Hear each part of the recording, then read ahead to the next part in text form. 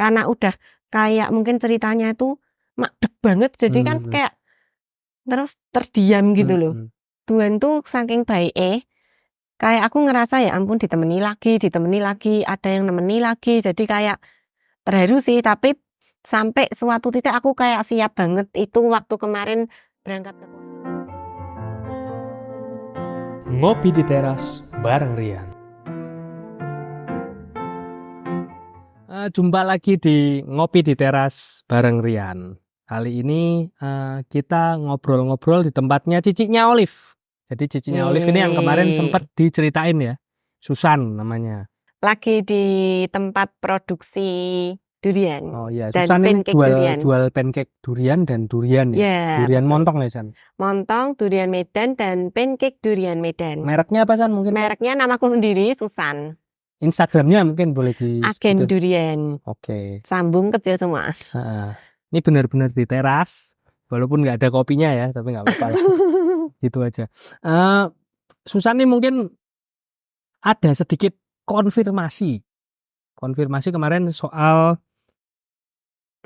di sesi di Olive kemarin kan Olive sempat ada omongan kalau dia sama Susan ini 30 tahun lebih. Bukan nggak omongan sama sekali, nggak ada omongan sama sekali, cuman nggak deep. Jadi dia nggak pernah deep talk, padahal kakak adik, cuman nggak pernah ada omongan yang dalam, nggak pernah sharing, nggak pernah deket lah intinya. Jadi kita konfirmasi langsung sama orangnya, sama si Susan, gimana kok bisa seperti itu, apa sekarang bisa seperti gimana, bisa diceritain sekalian, San. Ya, okay. Ya puji Tuhan, kemurahan Tuhan sekarang jauh lebih baik ya.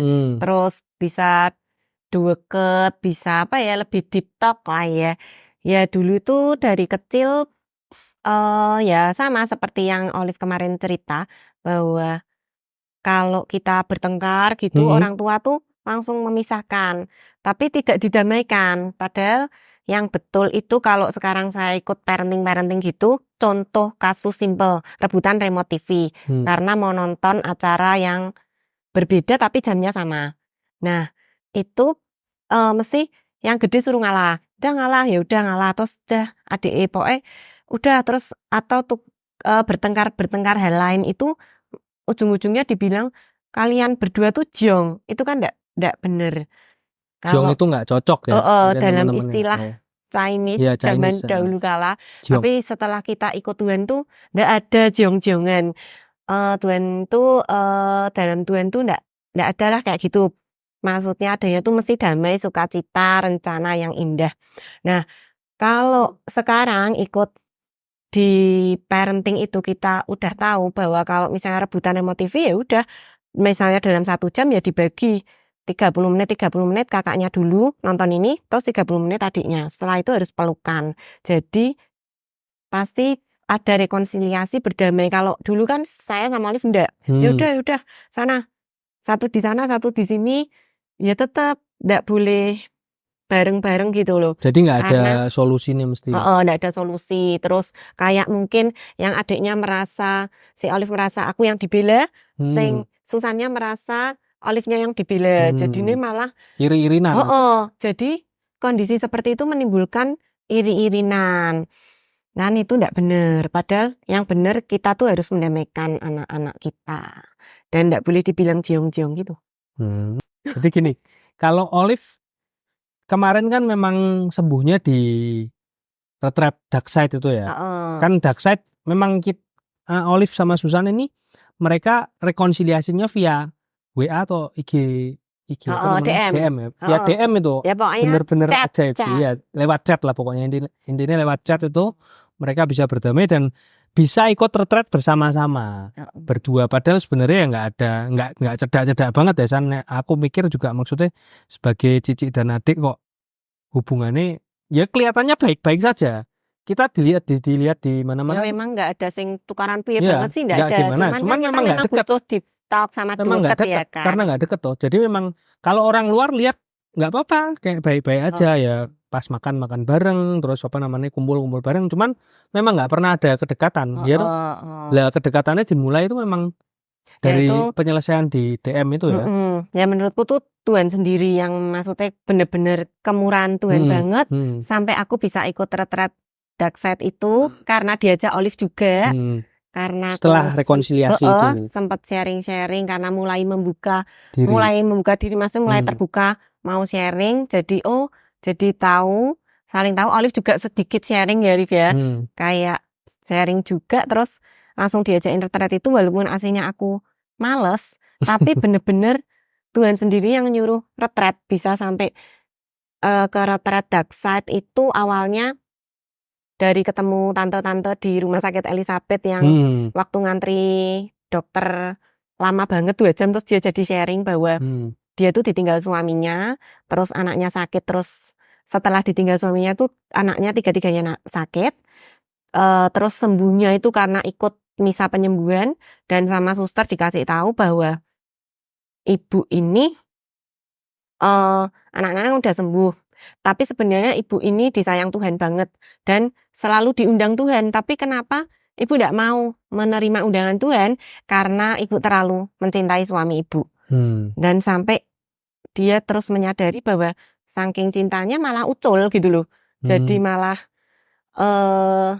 sampai sekarang nggak kembali. Kelekatan mungkin. Nggak kembali, jadi ya ibaratnya dibawa wanita lain gitu. Nah, terus waktu itu juga sebenarnya aku nggak mau ikut retret dark side karena aku ngajak suamiku juga kan.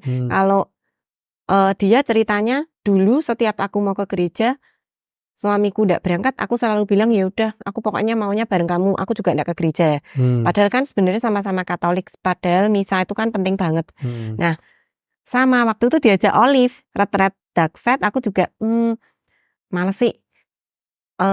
Apa bagus ya gitu. Terus aku juga ngajak suamiku, yuk ikut ini yuk, diajak. Kalau dia mau, aku juga mau ikut. Tapi ternyata kan dia nggak mau.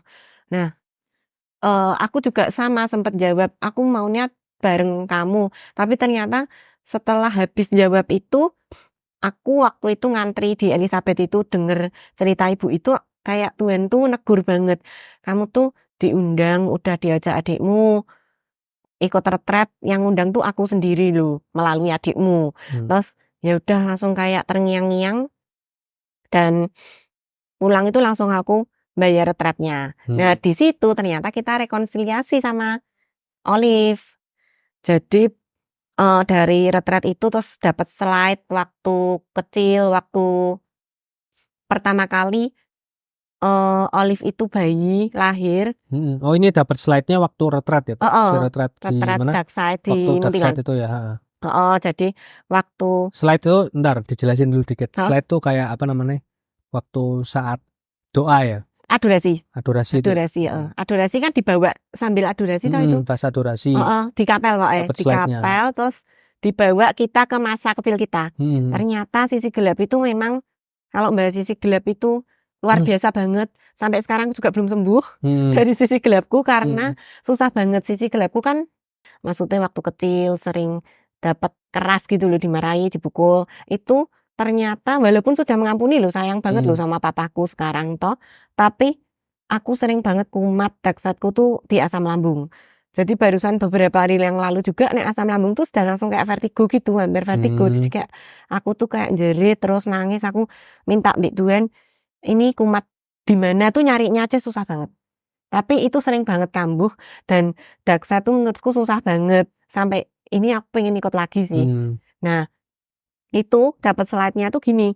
Kan dibawa ke masa kecil. Ternyata masa kecil itu pengaruhnya besar banget sama sisi gelap kita. Sama alam bawah sadar kita pengaruhnya besar banget. Dan aku tiba-tiba lihat slide waktu Olive pertama kali lahir. Aku kan seneng banget. Soalnya memang pengen punya adik toh. Ditawar-tawari nek daripada anaknya. Waktu itu ngomong gini, nek anaknya 1 tok tapi sakit-sakitan, dulu kan sakit-sakitan. Kok nek mati anaknya piye ya toh, ndak ada cadangan. Itu kan sebenarnya ndak baik ya ngomong kayak gitu ya. Jadi dipikirnya tuh Olive tuh cadangan tok apa piye, tapi kehadirannya tuh kan sangat tak nantikan. Aku ya seneng ada temen toh. Karena seneng punya temen lah, intinya kan mesti nonggo-nonggo nek ndak pergi main ke tetangga-tetangga lah, itu datang waktu di rumah sakit pun nyentuh aja ndak boleh. Ndak boleh soalnya nanti adik itu lahir itu agak sungsang. Jadi takutnya napa-napa, dipikir tuh aku tuh kayak nggak bisa gitu loh.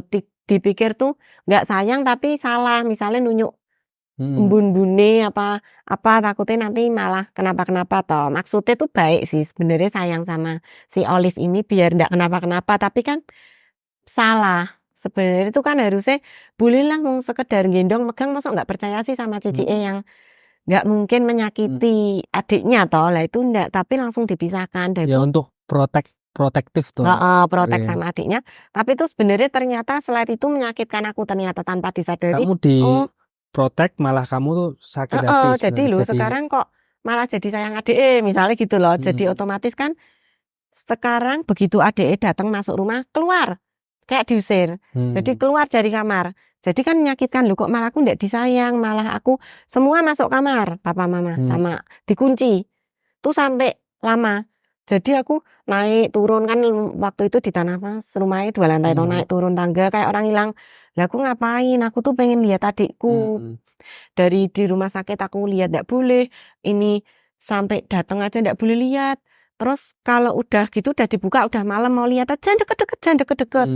Jadi kayak gitu terus sampai ya ampun, itu tuh menyakitkan gitu loh. Masa aku megang nggak boleh gitu loh. Jadi nggak tahu kenapa papa mama itu mungkin ya karena aku sering sakit sampai mau mati ya katanya. Jadi tuh diare lah apa dulu bolak-balik kesiram air. Ini tuh untungnya kulit wajah sama ini enggak apa-apa ya, melepuh semua. Jarang panas itu loh. Air mendidih nyiram aku bawa ke UGD. Terus masuk rumah sakit mau mati, diare, muntaber. Terus sakit tiap bulan tuh sakit pasti ke dokter. Ke dokter batuk pilek. Terus pokoknya nyusahke banget lah gitu lah. Mungkin Ya, istilahnya mungkin seperti itu. Jadi dia kayak waduh, trauma ya, nggak bisa disalahkan juga. Trauma ya, ini takut sungsang. kalau anak sing satu nih juga sakit-sakit kan. Makanya diproteknya benar-benar. Jadi iki wis sungsang, terus iki nek kenapa mungkin kayak gitu mungkin sih. Tapi kan dari akunya kan nggak mudeng waktu kecil. Ya anak-anak nggak tahu lah. Jadi itu menyebabkan membentuk alam bawah sadar. Ya kita memang hidup ini sampai sekarang terbentuk dari alam bawah sadar. Tuh dari Dakset dapat banget sampai ini aku harus ikut Dakset lagi karena belum sembuh. Menyadari sih kalau ini karena sering kumat tanpa sebab. Loh, apa sampai tak cari-cari apa karyawan, apa pekerjaan atau apa, ternyata nggak tahu nanti ketemunya tuh susah banget. Nggak tahu kumat kan aku yakin aku tuh sehat. Jadi nggak sampai kayak gini, makan ya teratur, olahraga juga rutin. Terus nggak kenapa-kenapa, kalau dicek itu bagus semua. Aneh toh, berarti pasti itu yang main alam bawah sadar. Nah aku lebih ke situ sih, banyak yang alam bawah sadarnya juga kayak gampang marah atau apa, yaitu memang kadang orang nggak sadar. Masih ada masalah dalam dirimu, jadi memang yang belum selesai. Jadi memicu ke orang-orang sekitar. Dan itu tak sadari banget sekarang. Gila, susah banget. Itu kalau nggak Dakset juga luka batin juga bisa. Cuman kan lebih kena luka batin kan kita bisa maafke, bisa itu ya. Tapi itu muncul dewe tanpa kita kontrol gitu loh. Itu yang memang aku, wah iya ternyata nggak mudah. Jadi harus remedi. Ya sebenarnya bukan diretrete sih sana. Aku ngomong. Ya mengolah terus itu. Ya apa namanya, kita mungkin kalau ikut di komunitas, itu di juga bagus sih. sharing seperti ini juga, kalau menurutku juga kamu pasti dapat sesuatu. Ya betul. Sharing sama ya makanya kita bener banget harus ke komunitas. Itu dari yang kemurahan Tuhan yang benar-benar tak rasain juga, dari yang Olive ngajak itu, dari ikut Dakset aku jadi punya komunitas juga. Sekarang di KTM itu kayak apa ya? Sel ya? Sel itu kayak ya mengharukan banget lah rasanya, temen-temen yang baik, yang selama ini aku nggak nyangka Tuhan tuh ngasih temen-temen yang rajin, yang apa ya? Sampai aku tuh terharu terus sih nek maksudnya ngelihat kebaikan Tuhan tuh sebenarnya. Jadi teman-teman di sel itu tuh sudah lama mereka, dan aku lihat tuh rajin banget, apinya itu bagus banget, beda kan kadang di komunitas tuh apinya tuh beda gitu loh. Terus kayak aku tuh kok bisa di situ gitu loh. Terus temennya tuh mirip-mirip lah. Maksudnya kadang case-nya itu ternyata tuh cewek-cewek semua juga yang maksudnya jamnya tuh juga enak pas aku bisa siang gitu tuh pokoknya kayak nggak nyangkai coba nih aku nggak ikut retret itu karena dari situ aku ketemu suster itu juga disarankan kamu masuk ke komunitas ke sel KTM. Jadi yang menyarankan juga suster sendiri bahwa aku harus nyari terus ya udah awalnya juga iseng sih sebenarnya ya udah nurut suster ternyata nggak nyangka sel tempatku tuh dan komunitas KTM tuh ternyata bagus banget Suportif banget ya? suportif banget terus apinya itu loh yang maksudnya luar biasa ketekunan puluhan tahun mereka bersama belasan tahun dan ya walaupun ada kadang tuh ya konflik di sel aku juga lihat sendiri tapi mereka tuh mau berdamai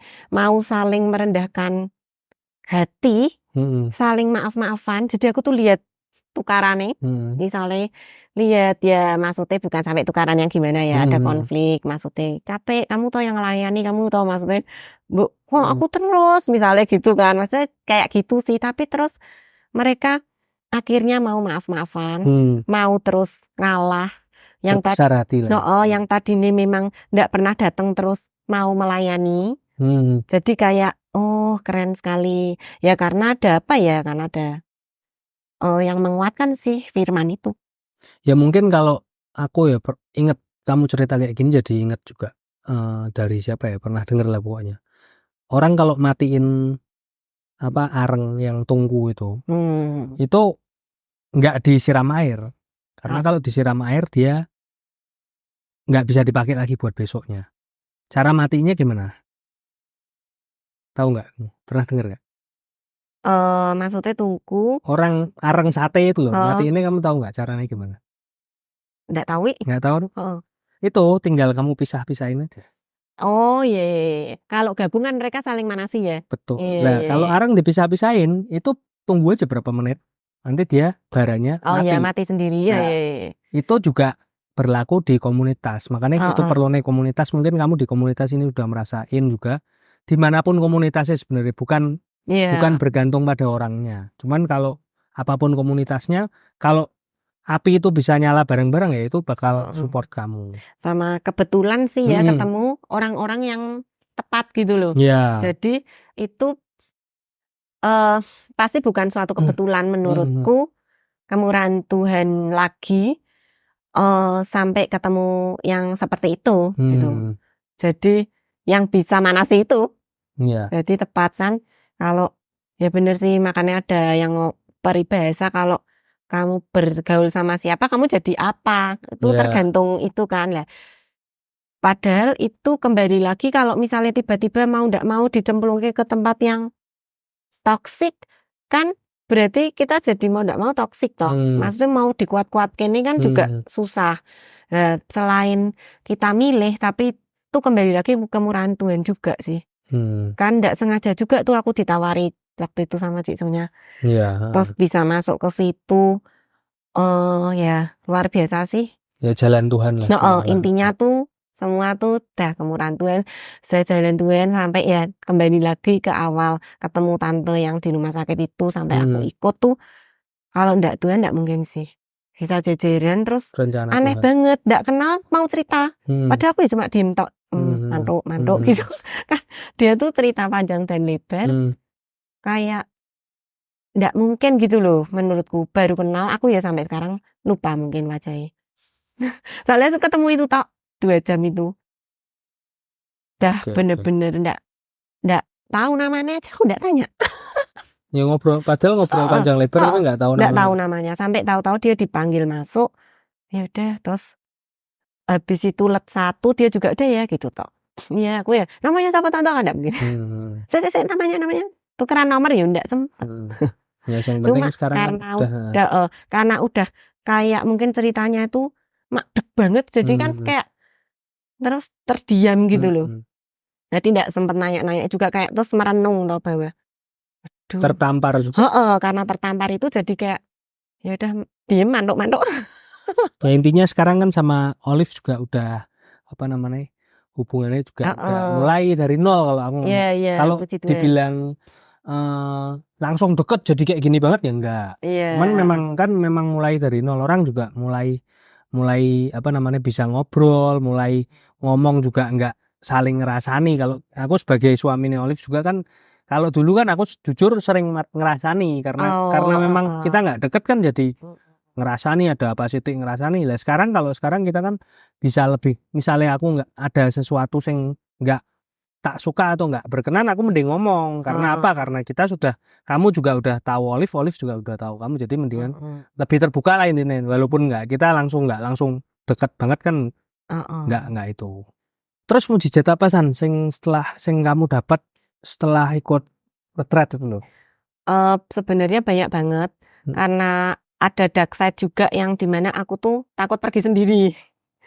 Jadi itu selalu dalam pikiranku tuh kalau pergi tuh harus bareng sama suami dan anak, minimal maksudnya orang terdekat. Jadi tuh memang ya itu dark side-nya tuh kan gampang takut, gampang khawatir. Aneh sih kayak takut diculik gitu. Juga itu parah ya. Itu tuh si anakku aja Darwin ngomong, waktu aku belajar kan terus dikasih tahu suster kamu harus belajar dan sering pergi sendiri. Itu pertama kali nyoba pergi berangkat retret sendiri aja,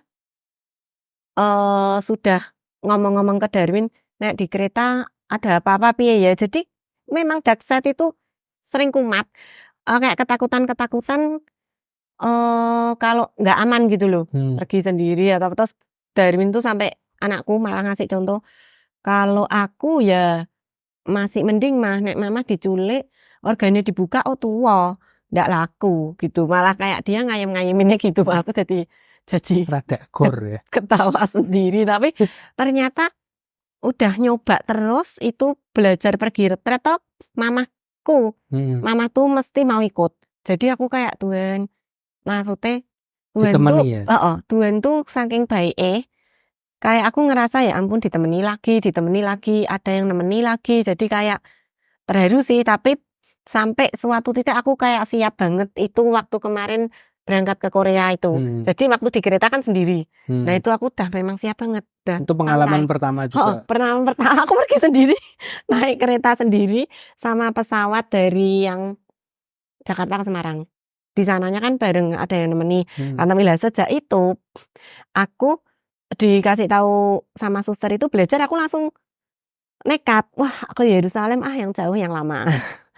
Langsung kayak gitu. Tapi sebenarnya setelah tak renungkan, keputusan itu tuh kayak apa ya, terburu-buru.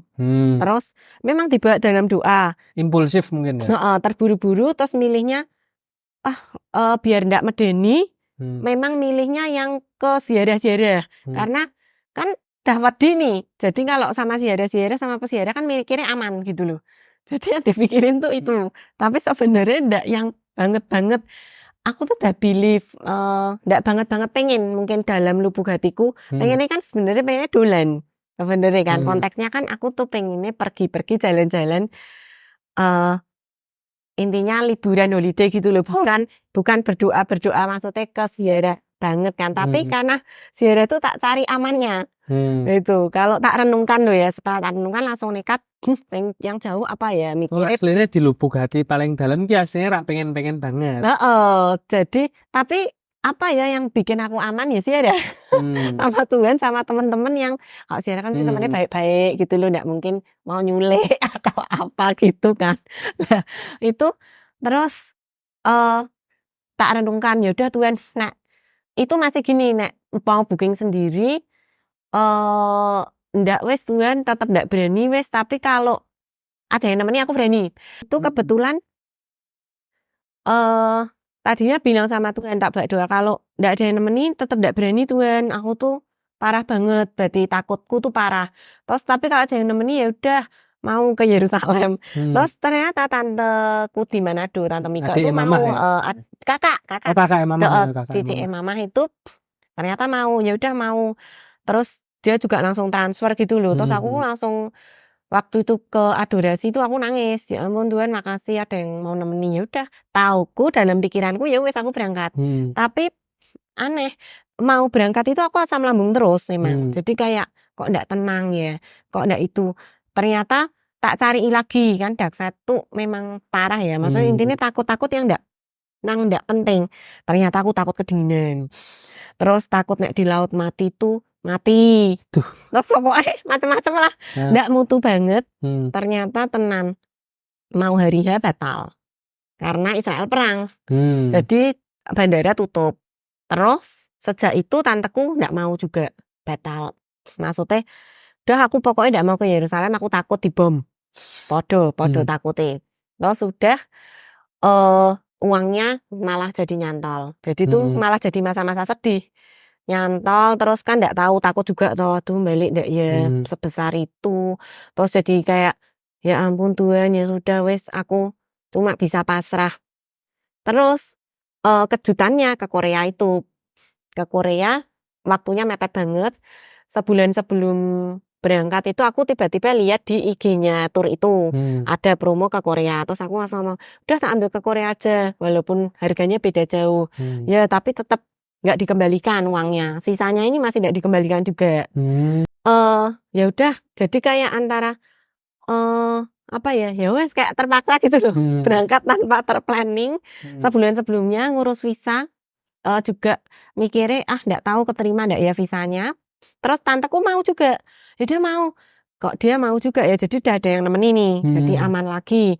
Terus udah ternyata di sana super happy banget. Dan yang tak takutkan tuh ya ampun nggak ada yang nggak ada yang ngapa-ngapain aku. Jadi mulai Kak Tuhan menyembuhkan tuh memang proses ya, pelan-pelan. Jadi nggak apa-apa naik kereta sendiri, nggak apa-apa. Karena sebelum ke Korea jadi ketagihan retret di Cikanyere sama Tumpang, berangkat sendiri tapi ditemani mama. Cuma kadang tak pikir-pikir aku sendiri ya nggak apa-apa, mau mama yo nggak apa-apa gitu loh, nggak yang memang dia memang mau ikut juga karena pengen ikut retretnya juga. Jadi mulai belajar pergi nggak sama suami, nggak sama anak gitu tuh ya nggak apa-apa. Ternyata suster pun juga waktu itu ngasih tahu, namanya suami istri ya nggak apa-apa ada yang bareng-bareng terus, tapi nggak semuanya seperti itu loh.